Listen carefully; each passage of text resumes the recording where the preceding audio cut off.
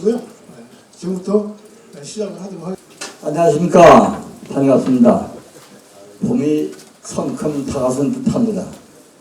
오늘 코리아 아그로의 김환희 강사님을 초청을 해서 고추 교육 전반에 걸쳐서 강의를 들으시고 좋은 점이 있으면 메모 좀 해놓으셨다가 현지에서 참고로 삼으시면 좋겠습니다. 그렇게 하고 두 번째는 연산농협사 대표님이 오셔가지고 육모 과정에 대한 현재까지 추진 과정을 말씀을 드릴 거고, 또 한 가지는 고추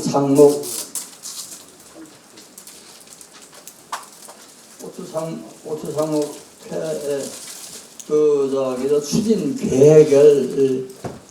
계획에 대해서 아마 몇 가지 말씀을 드릴 겁니다. 거기에 대해 가지고 참고로 삼으셔가지고 고추 농사를 좀 잘 지으셔가지고 부자되는 농사를 만들 수 있도록 신뢰해 주시면 고맙겠습니다. 이상입니다.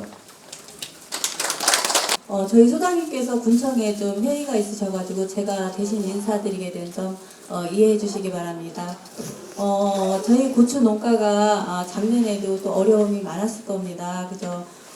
고추 심고 나서 가뭄도 있었고 저온 피해도 있었고 그런 상황이었고, 작년보다는 어쨌든 생산량이 2022년보다 2023년이 생산량이 조금 늘어났긴 했지만 그 전년 평년보다는 많이 줄은 그런 작황이라고 제가 알고 있습니다. 근데 이제 올해도 역시 그 기온이나 기후 이런 거는 작년과 별반 다르지 않을 거라고 지금 예상을 하고 있습니다.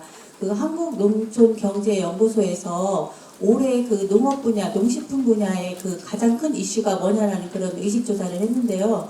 거기에서 첫 번째 순위로 나온 게 뭐냐면은 자연재해, 두 번째가 기후변화, 이렇게 두 개가 이렇게 나왔다고 합니다. 그래서 올해도 그런 어려운 자연 여건이 지속될 거라고 보는데요. 그럼에도 불구하고 여기 계신 분들은 아마 보은에서 고추 농사 잘 지으시는 분들로 이렇게 모인 거로 알고 있습니다. 많이 모이신 거 보니까 올해 고추 농사 잘 될 거라고 믿고요. 여러분들 올해도 힘내시고 풍년 농사 이루시기 바라겠습니다. 감사합니다. 제가 제품은 대충 아시니까 그냥 그 정도 수준만 알고 하시면 될 것 같고요. 바삭코트만 한번 설명을 드릴게요. 바삭코트는 이제 어디에 쓸 거냐면 육묘에 이제 아마 아직 가식묘가 안 들어온 걸로 알고 있어요. 그러면 가식묘가 들어오면 아마 맨 처음 이거를 저희가 권장하거나 쓸 수 있도록 좀 말씀드릴 거예요. 근데 불과 쓰는 양은 많지는 않아요. 그 상토 한 포에 대략 한 120-30g에서 150g 사이로 씁니다. 그 정도 좀 쓰면 육류가 물하고 온도만 맞춰주면 비료는 신경 안 써도 돼요. 그것 때문에 제가 말씀드리는 건데, 두 가지 방향으로 씁니다. 가식류를 이제 키울 때, 그래서 끝까지 우리가 정식 들어갈 때까지 비분을 공급해 주는 겁니다. 실제적으로 이제 미리 할 얘기인데, 실제적으로 상토는 아무리 거기다 좋은 비료를 담고 넣는다 하더라도 이제 이런 바삭코트 같은 완효소 비료를 넣어주면 모르겠어요. 그렇지 않고는 비분이 22일 정도밖에 못 가요.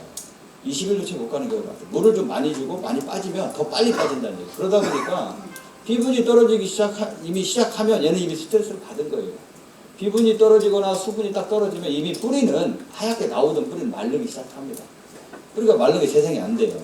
그래서 물 공급이 계속되지 않고 비분이 떨어지게 되면 결국은 뿌리들이 이제 고사된 뿌리들이 나오는 거죠. 걔네들이 결국 또 병을 일으킬 수 있어요. 그 사이로 병이 들어가니까, 잔혹병이 들어가든 뭐가 되든 들어가기 때문에 비분 유지와 물 유지가 가장 중요합니다. 물론 온도는 당연한 거고요. 그래서 상토 한 포에 한 120-30g, 많게는 140-50g 정도 쓰는 제품이고요.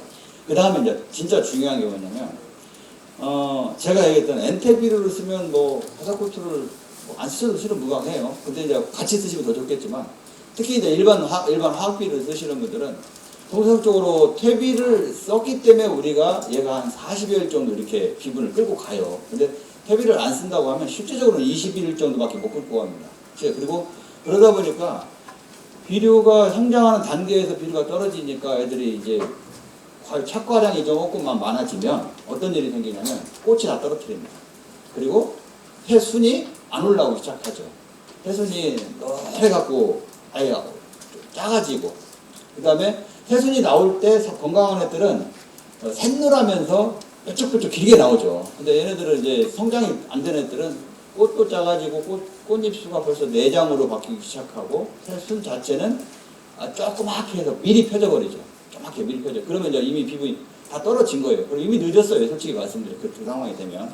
그래서 이 바사코트를 써서 추비를 전혀 안 주는 게 아니라 새순이 줄지 않고 꽃이 적어지지 않게 얘가 기본으로 한 40에서 많게는 60% 정도, 비료가 100이 필요하다면 얘는 40에서 60% 정도를 꾸준히 갖고 가는 거예요. 그러다 보니까 식물이 스트레스를 안 받고 우리가 추비를 좀 늦게 주든 아니면 조금 더 일찍 주든 얘네가 상관없이 얘를 건강하게 짱짱하게 키워가고 끝까지 꽃을 잘 피게 만든다는 거죠. 이건 비료적인 측면, 물적인 측면이에요, 이 부분은. 그래서 바사코트라는 걸 한번 기억해 주시면 좋을 것 같고요.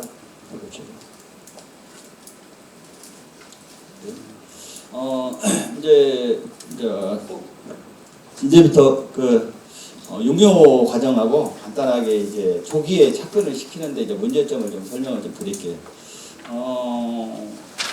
화분화가 잘 되는 묘를 만들어야 되는데, 실은 이제 화분화라고 하는 것은 보통 고추가 정식 나가기 전에, 아까 말씀드렸죠. 정식 나가기 전에 예를 들어서 뭐 한 10마디, 9마디 뭐 이 사이 정도 되면 이미 그 속에 그 방앗다리의 생장점 속에 그 눈에 잘 보이지도 않아요. 볼펜 10만원 속에 있는 애가 이미 그 안에서 이미 다 4마디, 5마디까지 꽃을 결정을 해버립니다. 꽃을 결정을 해요. 그 정도로 화분화라는 게 중요해요. 그래서 화분화하는 동안에, 고추 육묘하는 기간에 너무 고온으로 키우거나 옷자라게 키우거나 아니면 너무 저온으로 키우게 되면 초기에 나오는 꽃부터 수정이 안 돼갖고 우리가 단위결실이라고 그랬죠. 단위결실이라고 그래서 어떻게 됩니까?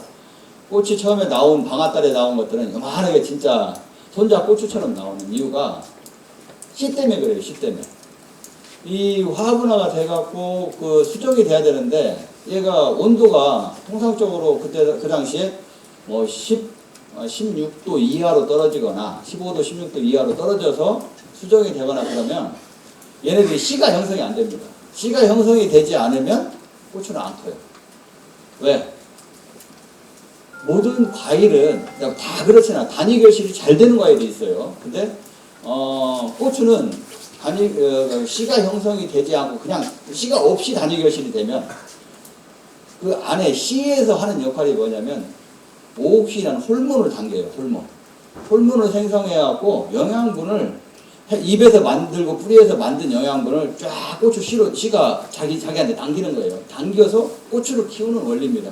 원래 고추는 겉에 표피를 지가 키우려고 하는 게 아니고 씨를 잘 만들려고 하는 게 얘 목적이거든요. 그래서 씨가 형성이 돼줘야 거기에서 오옥신이라는 호르몬에 의해서 양분을 당겨서 고추가 크는 거다. 근데 그 씨가 형성이 되지 않는 거는 최저 영상 10도, 예를 들어 12, 3도 이내에서 이제 수정이 되거나 잘못될 경우는 그렇게 된다 이렇게 말씀드리겠습니다. 그래서 묘를 육묘 기간에 온도에 저온에 너무 노출이 되거나 너무 2, 3도 이상의 온도에 노출이 되면 화분화가 늦어진다 이렇게 보시면 되고요. 그 다음에 이제 중요한 거는 뭐 뿌리가 당연히 좋아야 되고, 육묘 과정에서 가장 주의 깊게 봐야 될 거는 떡잎이 건전하냐. 떡잎에 점이 착착착 박혀갖고 있거나 떡잎이 뒤틀려서 있거나 짝으로 나오거나 한쪽 떡잎은 큰데 한쪽 떡잎은 조그만해요. 예를 들어서 그럼 얘는 스트레스를 많이 받는 거예요. 건강한 육묘의 가장 기본은 모든 작물에 그렇습니다. 모든 작물의 기본은 떡잎이 건강하다. 그럼 얘는 굉장히 잘 크는 애예요. 특히 온도적, 비료적, 그 다음에 물 차원에서. 왜? 이 자기가 스트레스를 받거나 상태가 안 좋으면 결국은 떡잎을 탈립시키게 떨어뜨리거나 떡잎이 상태가 안 좋아지는 거예요. 근데 건강하게 잘 큰 애들은 떡잎이 아주 좋아요. 예를 들어서 그래서 떡잎을 먼저 보고 그 다음에 마디, 절간 그 다음에 잎색이 얼마나 광택이 나고 두꺼운가, 뭐 이런 것들을 보시고 전체적으로 너무나 키가 크다는 느낌보다는 적당하게 짱짱하게 큰다는 느낌만 가지시고, 그 다음에 당연히 뿌리죠. 뿌리는 유백색으로 뿌리 때를 얼마나 잘 감겼는지 보시고, 뭐 그런 부분들만, 이건 더 잘하시니까 제가 간단하게 설명드리고요. 활착을 하는 단계에서 이제 뭐 잘 아시겠지만 우리가 정식상에서 이제 나가기 전에는 어떻게 되냐면 요 굳히기라는 걸 하죠. 그래서 이제 온도를 좀 한 2, 3도 낮춰서 22, 3도 정도로 해서 바깥 온도하고 가급적이면 이제 맞춰서 가다는 게 뭐 기본이고요. 그 다음에 이제 진짜 중요한 거는 지온이에요, 지온. 아무리 육류를 잘하면 뭐하냐. 지온이 차가운 상태에서 이식을 해놓으면, 정식을 해놓으면 얘는 바로 뿌리가 상해버립니다. 그 고추 뿌리가 유백색으로 하얗게 있는 뿌리를 보시면 뭐가 있냐면 하얀 뿌리만 보이는 게 아니에요. 그 안에 뿌리에 하얀 뿌리 솜털이 있습니다. 뿌리 솜털이 온도가 조금만 차갑고 물이 없으면 마르기 시작합니다. 그 개가 마르고 나서 그 다음에 물미가 마르는데 하얀 그 솜털 뿌리는 99%가 물입니다. 건물종이 1%밖에 안 돼요. 그 얘기는 물이 없거나 온도가 조금만 차가우면 바로 말라버린다는 거예요. 바로 죽어버린다는 얘기예요, 결론은. 뿌리가 그렇기 때문에 가장 기본은 지온 확보. 지온 확보를 해서 정식하기 전에 최소 3, 4일, 많게는 일주일 전에 기본으로 해서 지온을 잡아놓고 이식하는 게 가장 기본이다. 이게 가장 중요합니다. 아무리 육류를 잘하는 것보다. 그래서 이렇게 하시고, 뭐 맑은 날, 뭐 설이 없는 날, 뭐 이런 것들은 기본적으로 아시고, 뭐 아침에 너무 일찍 심는 거, 저녁 늦게 심는 거, 이거 삼가하시고, 그 다음에 뭐 심은 깊이대로, 뭐 이건 뭐 잘 아시죠? 그 포트에 만들어져 있으면 포트 높이하고 이게 상토 높이하고 거의 비슷하거나 상토 높이보다 한 0.5mm 정도 올라오면 좋아요. 0.5mm, 아니 1mm, 1mm 정도, 1mm 정도 올라왔을 때 심는 게 좋고, 너무 위로, 포트가, 상토가 위로 올라온 상태에서 심어버리면 그냥 가뭄을 타고, 너무 깊이 심으면 얘네들이 어떻게 됩니까? 뿌리 위에서, 고추는 원래 부정근이 잘 안 나와요. 토마토나 막 오이나 이런 부정근이 잘 나오거든요. 토마토 같은 경우는. 근데 위에서 깊이 심어 놓으면 부정근이 나옵니다. 거기서 뿌리, 대에서 뿌리가 형성이 나와요. 뿌리가 나오는데, 문제는 그 뿌리가 나왔다가 또 가물면 말라요. 마르면 거기에 병이 들어갑니다. 특히 청국병. 예전에 이제 역병에는 지금 역병, 내병애들이 많이 나오니까 청국병이나 풍마병 분들이 이제 들어가기 때문에 너무 깊이 심는 걸 삼가해 주시면 됩니다. 이식관리, 뭐 좀 전에 말씀드린 내용인데요. 온도, 이제 오늘, 이제 이번 주, 다음 주 말? 아마 지금 이식을 제가 어제 고흥에 갔다 왔는데, 뭐 고흥 이쪽에서는 이제 다시 시작했어요. 시작해서 이제 저도 보온도 한 줄 알고 말씀드렸더니 보온은 이제 이달 말쯤이나 이제 시작할 거라고 얘기하시더라고요. 그래서 이식하는 부분에 있어서 뭐 한 2매 정도, 뭐 육류 갖다 주면 이제 이식을 하셔야 되니까 그건 상관없겠고, 이식하고 나서 가장 중요한 거는 당연히 물이지만 온도를 좀 따뜻하게 좀 키워야 됩니다. 이미 우리가 이제 가시상에서 들어왔기 때문에 온도를 한 2, 3도 좀 높게 키워주셔야 애들이 활짝 착근이 잘 되고, 착근해서 뭐 한 2, 3일 지켜보면 잘 갈 거예요. 온도만 문제 없으면. 수분 너무 많이 주시면 안 되고요. 근데 그러고 나서 한 입이 한 2매에서 이제 4매 정도 나올 정도 되면 이제 이제 뿌리 다 되겠다 싶으니까 그때부터는 온도를 좀 낮춰주세요. 온도를 낮춰서 조금 차게, 살짝 차게, 그래서 한 24, 25, 6도 정도 그때 좀 이렇게 해주시면 됩니다. 그리고 아까 말씀드린 내용을 다시 뭐 나오는 것 같은데요. 상토에 이제 비분이 한 20일 전후 뭐 갑니다. 근데 비분이 한번 떨어지면 얘가 비분이 떨어져서 잘 안 끄던 놈이 갑자기 비를 줬다고 해서 다 작팍 끄는 거 아니에요. 그래서 비분을 안 떨어뜨리는 게 중요합니다. 안 떨어뜨리는 게. 그래서 상태에 나서 우리가 볼 때 눈에 이식해놓은 놈이 이미 노래졌어. 얘는 이미 오늘 노래진 게 아니에요. 벌써 4, 5일 전에 이미 노래진 겁니다. 얘는. 우리는 모르고 있었을 뿐이지, 몸으로. 얘가 표현은 지금 나는 오늘 비료에서 이 비료, 바삭고추 외에는 쓸 수가 없어요. 다른 비료들은. 그래서 첫째는 뿌리에 닿아도 피해가 없어야 됩니다. 피해가 없어야 된다는 거예요. 그 다음에 웃자람이 없어야 된다. 웃자람이 없다는 거는 비료를 우리가 옷 자란다는 얘기는 간단해요. 물 주고 습도 좀 높게 잡고 비료 많이 주면 쫙 큽니다. 키우는 건 아무렇게나 키울 수 있어요. 나물, 뭐 고추나물 해먹는 거 아니기 때문에 그런 경우인데 얘는 비료가 안 나와요. 물이 조금 더 들어가더라도 비료가 나오지 않습니다. 고추가 먹어야 얘가 비료가 그 안에서 나와요. 그 원리가 삼투압의 원리예요. 쉽게 얘기해서. 축구공처럼 이 안에 축구공 안에다가 비료를 넣고요. 물을 먹으면 이 축구공이 불어나요.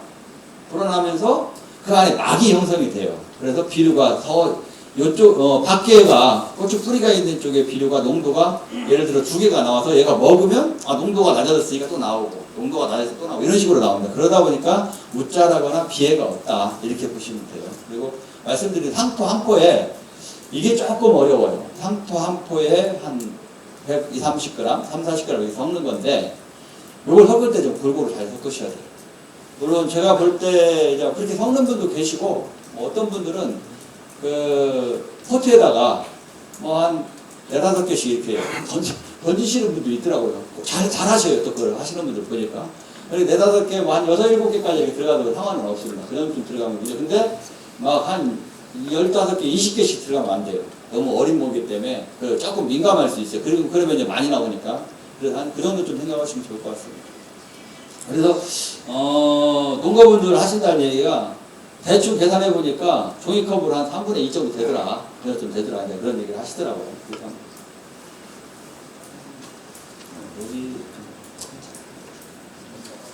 그 다음에 이제 활착을 촉진하기 위해서 뭐 이제 특히 이제 지온 확보가 잘 안 되고 날씨가 또 추우면 확장 촉진이 잘 안 돼요. 그래서 이제 저희들이 권하는 제품 중에 하나가 2가지인데요. 액티브라는 제품은 한마디로 아인산이에요. 인산가리 제품이에요. 인산가리 제품인데 얘가 하는 역할이 뭐냐면 조직을 강하게 만들고 뿌리 셀을 자극해서 뿌리가 막 나올 수 있도록 자극을 주는 애예요. 자극을 주는 애고 그 다음에 바루라는 이 친구는 정말 미생물이에요. 우리 센터 가면 미생물 많이 있는데 센터가 그냥 일반 미생물이라고 하면 얘는 슈퍼 미생물입니다. 그 이유가 뭐냐? 그동안 저희가 우리나라가 미생물을 지금 파는 지가 20년이 좀 넘었어요. 넘었는데 지금 미생물 하나도 안 팔아요. 거의 안 팔아요. 일부 병을 잡는 미생물은 좀 팔아요. 근데 나머지 미생물은 안 파는 이유가 뭐냐? 예전에 미생물 팔고 다 도둑놈 됐거든요. 저도 마찬가지예요. 미생물 팔고는 다 도둑놈. 처음에 뭐 안 좋은 데가 없으니까 염류장애 해결하고 뭐하고 다 좋다고 해서 팔았는데 효과 하나도 없는 거예요. 그래서 보니까 이유가 뭐냐? 실험실에서는 정말 좋은 줄 알고 미생물을 썼어요. 보니까 얘가 막 염류도 막 분해하고 그 다음 퇴비도 막 구수시켜갖고 며칠 만에 다 가스 없애버리고 이렇게 되는데 실질적으로 밭에다 갖다 툭 던져놓으니까 밭에 있는 병원균한테 시달려서 죽거나 밭에 원래 있는 토종 미생물이 있어요. 걔네들을 버티들 못하고 나오는 거예요. 그래서 아무리 미생물을 써도 안 됩니다. 심지어는 유산균도 마찬가지. 저희 장을 먹잖아요. 예전에는 유산균을 막 생균을 먹다가 요즘 생균 안 먹어요. 프리바이오틱스. 장에 쉽게 얘기해서 장을 유산균이 잘 클 수 있는 환경을 만드는 거예요. 요즘 바뀌었어요. 지금 사람이 먹는 것도. 왜? 유산균 생균을 줬더니 내 장 속에 있는 균을 균하고 같은 유산균이냐? 그렇지 않아요. 다릅니다. 균이 다른데 얘가 들어가서 거기에 적응을 못하는 거예요. 아무리 먹어도 안 되는 거죠. 그래서 독특한 균을 넣어줘야 된다. 얘 들어가서 얘가 점령을 하는 거죠. 우점화 한다고 그래요. 저희는 우점화할 수 있는 균이 필요해서 이제 그게 바루라는 제품인데 얘를 100cc나 써요. 한 마리에. 근데 제가 육류에 쓰라는 이유가 공포에 쓰기 어려우니까 쓰기 어려우니까 육류에 써서 접종을 좀 시키십사 하고 좀 저렴한 가격으로 적용을 하고 그래서 특히 이제 뭐 잘록병전으로 예방할 수 있는 얘가 잘록병전으로 예방해요. 그래서 해가지고 좋을 것 같고 제품은 제가 대충 말씀드렸습니다. 한 5일 정도 되면 이제 뿌리가 바뀐다고 하더라고요. 보시고 이게 이제 정식을 너무 깊이 해서 잘못된 예예요. 여기에 이제 얘가 마르면서 상처가 생기는 거고요. 모든 병원균은 스크래치가 나면서 기공을 통해서 들어가든지 아니면 상처 나면서 글로 병원균이 타고 들어갑니다. 그래서 상처가 없이 하는 게 좋아요. 그래서 특히 토양병은 더 심합니다. 이 부위에서 병이 들어간다, 침입한다 이렇게 보시면 됩니다. 그리고 이제 냉해 증상. 일찍 심어서 냉해 증상을 보는 건데, 활착이 잘 되면 냉해는 확실히 덜 와요. 그리고 빨리 이겨냅니다. 그래서 제가 지원 확보해라, 활착을 조기 활착시켜라 하는 얘기입니다. 그래서 냉해 피해. 그다음에 이제 장마 보온 피해에서 장마 보온하면 가장 많이 나타나는 게 뭐 이제 물론 담배나방입니다. 담배나방, 그다음에 물음병, 꼭지 빠지는 거죠. 꼭지 빠지고, 그다음에 꼭지 빠지는 것도 두 가지예요. 담배나방에서 빠지는 경우도 있지만 실은 석기 결핍에 의해서 많이 빠집니다.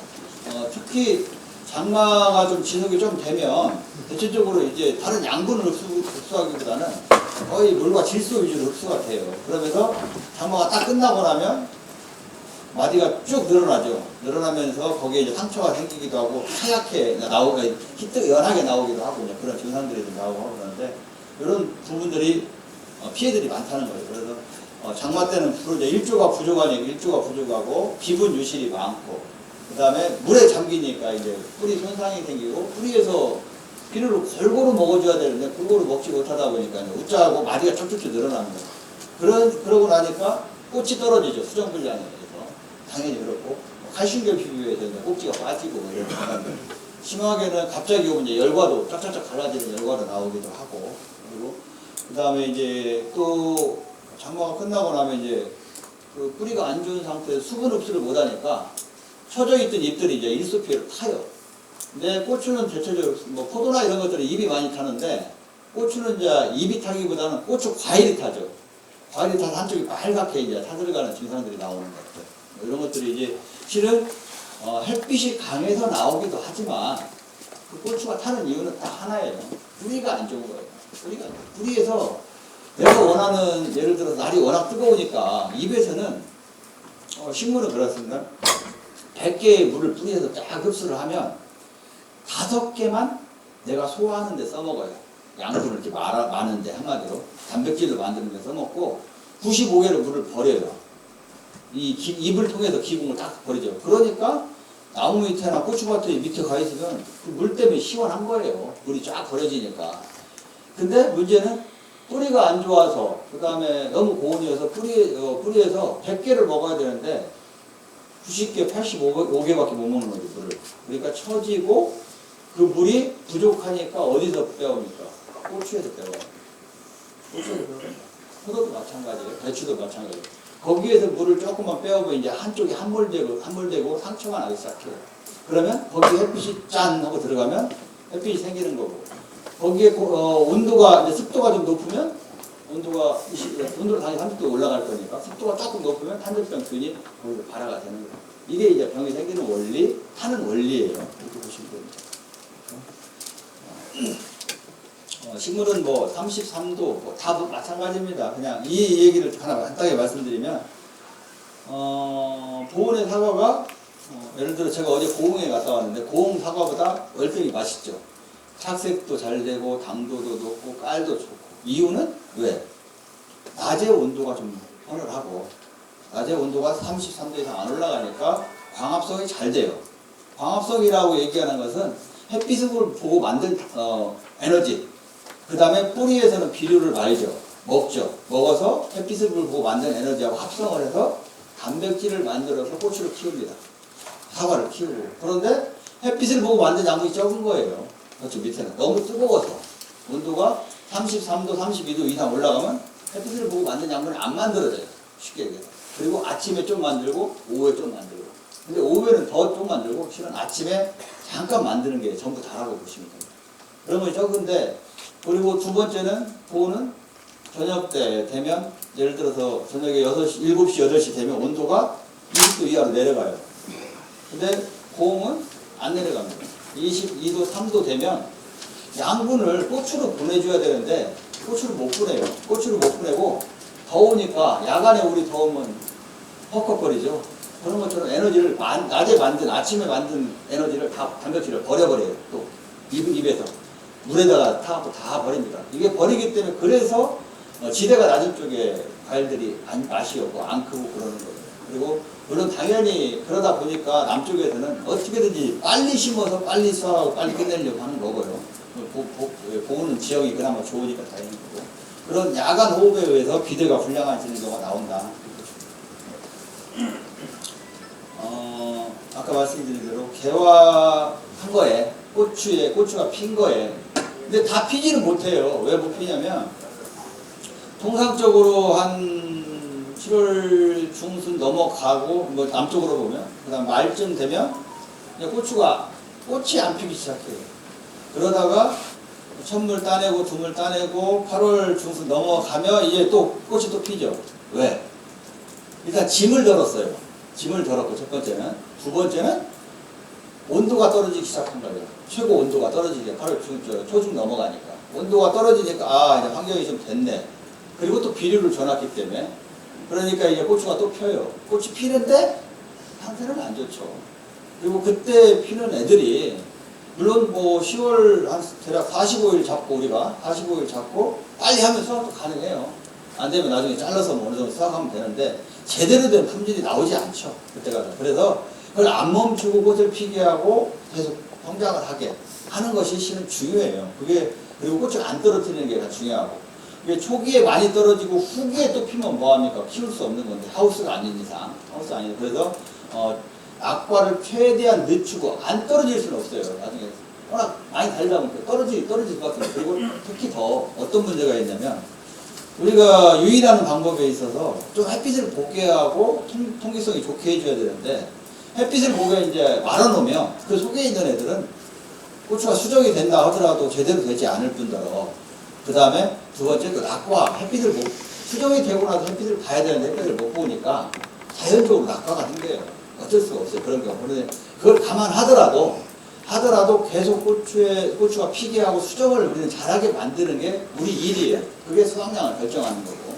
그건 제가 조금 이따가 설명드릴게요. 물론 온도도 중요하고 뭐 물, 비료 이런 것도 중요하지만 수정을 하는데 필요한 성분들이 있어요.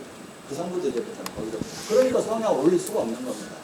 그래서 꽃의 소질을 보고 내가 새순의 소질을 보고 얘가 지금 상태가 비료가 없다, 물이 없다 안 좋다는 걸 느껴야 됩니다. 그리고 그걸 미리 우리가 할 수 있어야 수확량을 올릴 수 있다. 했으니까 넘어가겠습니다. 그래서 좀 전에 말씀드린 것처럼 1, 2차를 이렇게 두 가지를 교호로 살포해서 고온기 때, 장마기 때 극복을 좀 해주십사. 하면 꽃도 좋아지고 어떤 결핍이나 이런 것도 적어진다. 요거 얘기를 말씀드리는 거예요. 다 적어놨습니다. 자, 이제 비절현상인데 이거 비절현상 당연한 거예요. 피분이 없고 온도는 뜨겁고 기분은 없고 심하게는 장마가 와서 침수가 한 번씩 돼요. 침수가 되면 고추는 죽지는 않아요. 죽지는 않는데 비가 막 많이 와요. 많이 와서 고랑에 한 반절쯤 찼어요. 차서 계속 물은 빠져나가죠. 근데 물은 차 있어요. 차에 있는 상태인데 그러면 고랑의 높이가 20cm라고 치자고요. 그럼 10cm 정도 물이 찼죠. 찬 상태에서 계속 비가 와요. 그러면 고추 뿌리가 성할까요? 고추 뿌리는 물론 한 10cm 정도의 반이 있습니다. 하지만 10에서 15cm 이 정도의 사이에도 아주 건강한 뿌리를 많아요. 근데 얘네들이 이미 상한 거예요. 그러면 고추가 물속에 이미 4시간, 5시간 이상 잠겨 있으면 고추 뿌리의 최소 3분의 1에서 50%는 뿌리가 상했다. 보셔야 돼요. 그러고 나서 장마가 딱 끝나고 나서 해가 쫙 뜨면 어떻게 돼요, 애들은? 입이 전부 시들죠. 뿌리가 상했기 때문에 시드는 거예요. 그 상황에. 그래서 아무리 뭘 잘해도 물빠짐이 배수 관리를 철두철미하게 잘 하셔야 됩니다. 제가 이제 나중에 이 관비 재배하는 걸 설명을 드릴 건데 좀 이따가 배수 관리가 안 되면 농사 한 방에 가는 거예요. 한 방에 가는 거예요. 실은 뭐 저도 옥수수를 심거든요. 정말 한 방에 갔습니다. 작년에 옥수수 심어갖고 그냥 뭐 옥수수 심어놓고 좀 올라오다가 그냥 싸그리 끝나버렸어요. 배수를 안 했어요. 실은 폭발에 다 가야 되는데 사료작물로 옥수수를 심어요. 사료작물로. 그것 때문에. 그래서 배수 부분을 정말 잘 하셔야 되고 비료 주는 거는 아까 좀 전에 단절현상에 말씀드렸으니까 제가 설명을 드릴게요. 단절병도 온 거지만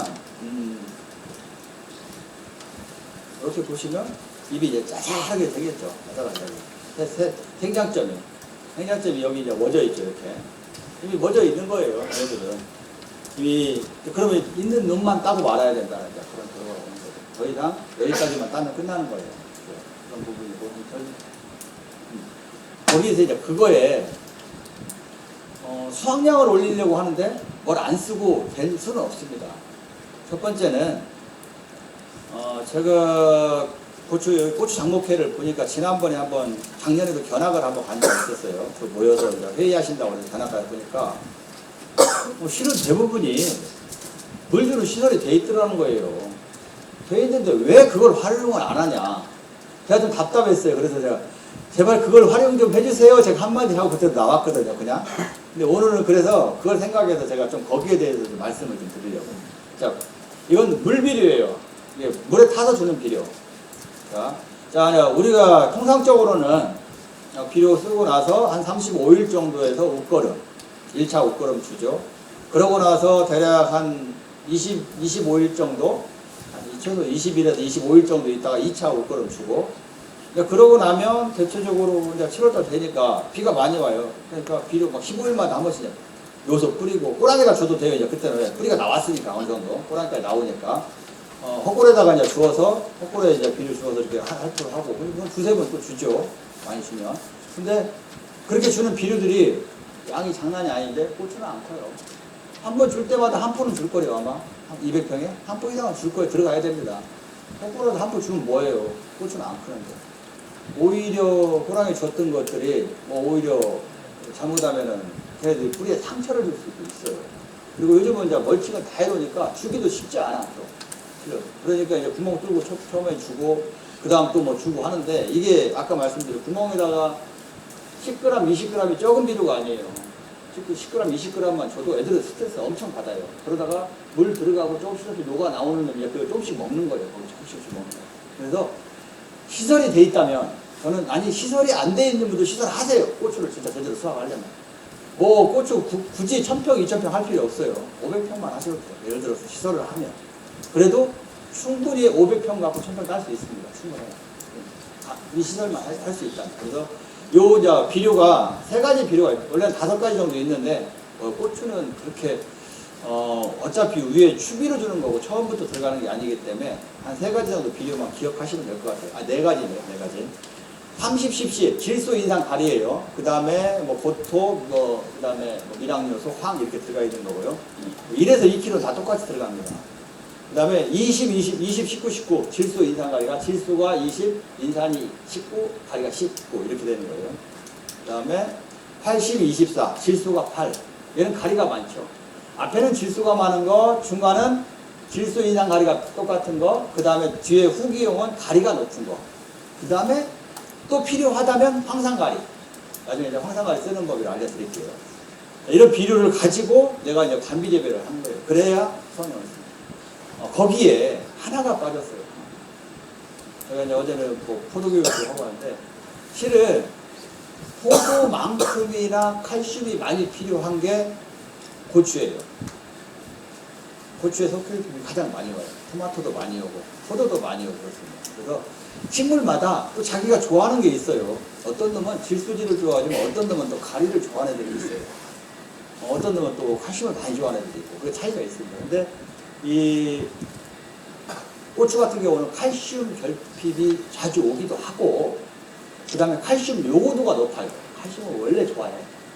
근데 거기에 예를 들어서 고추를 비료를 관주 비료로 1kg를 써요. 그러니까 고추 한 200평에 딱 1kg 관주 물을 줍니다. 물에 타서 주는데 얘가 1kg 줬을 때 그냥 한 뭐 예를 들어서 한 100g 컸다고 쳐요.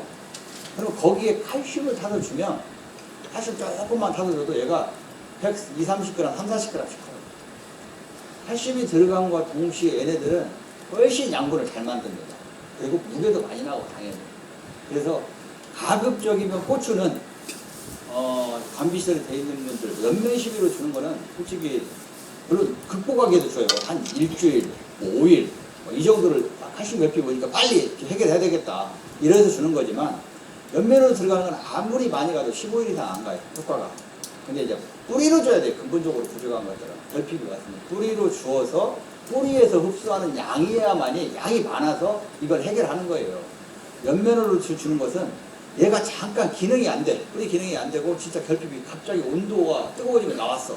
그럼 이걸 해결하기 위해서 순간적으로 주어서 비계를 후딱 맞춰서 빨리 끝내는 거예요.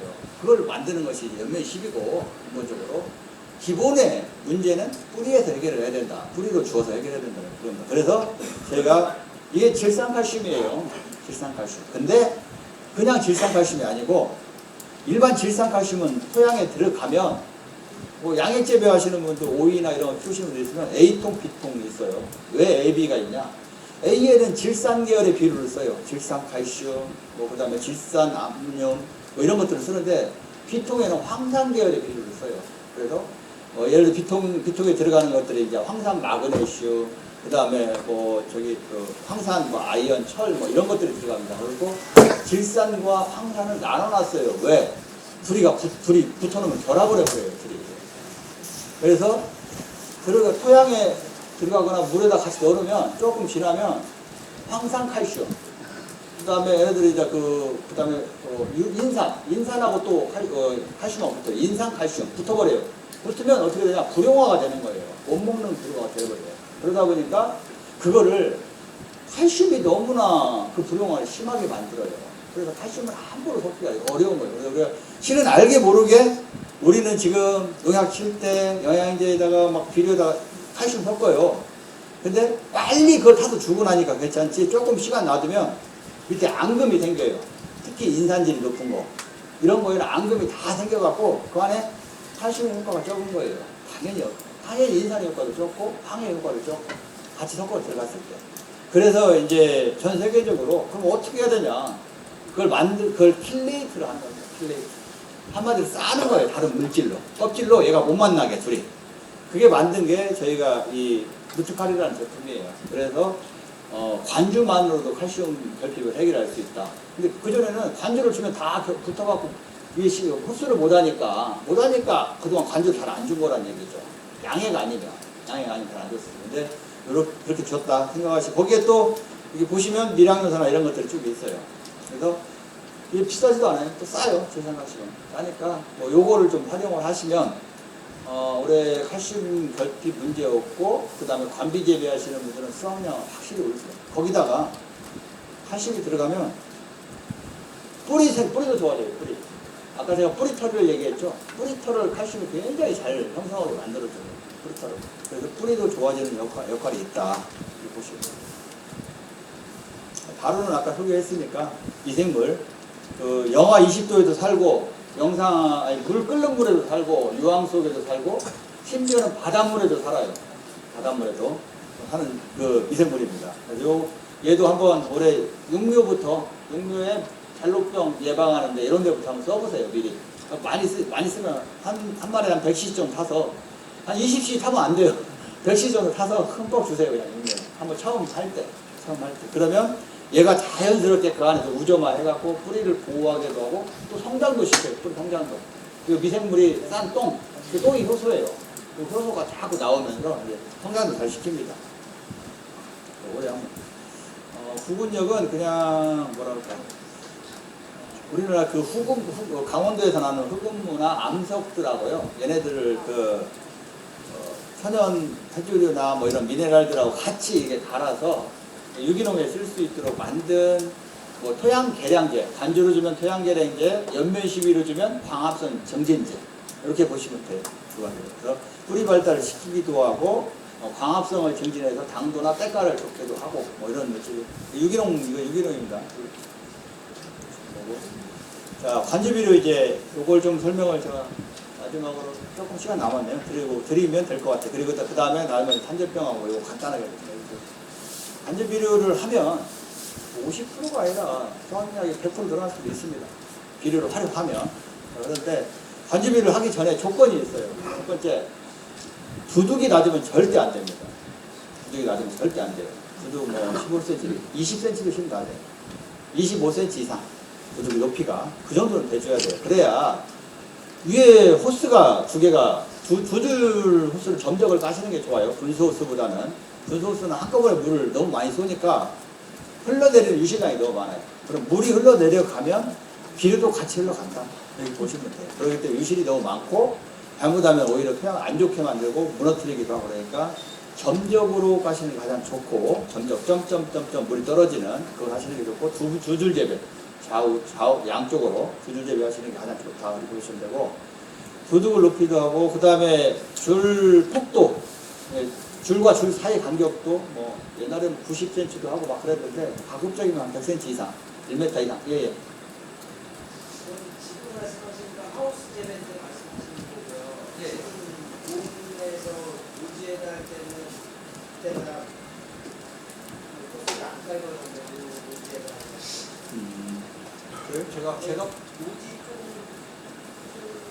쪽도 얘기를 해주셔야 될 것 같은데. 아 노지는 제가 따로 비료 말씀을 드릴게요. 아까 말씀 비료는 뭐 따로 노지는 물 주고 비료를 줄 수가 없으니까 제가 이제 그건 이제 근본적으로 아까 말씀드린 대로 며칠 정식하고 나서 이제 뭐 그거는 제가 비료 따로 말씀을 드릴게요. 근데 이제 저는 전에 제가 장목회를 한 2번 가봤는데 다 견학간 데가 호수가 있는 데였어요. 그래서 그걸 보조로 받아서 하는 줄 알고 있었거든요.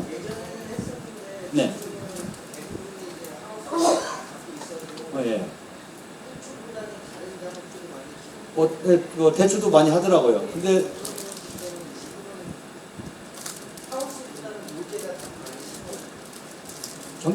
저희 호스나 물통이 가지고 물은 어떻게 주나요?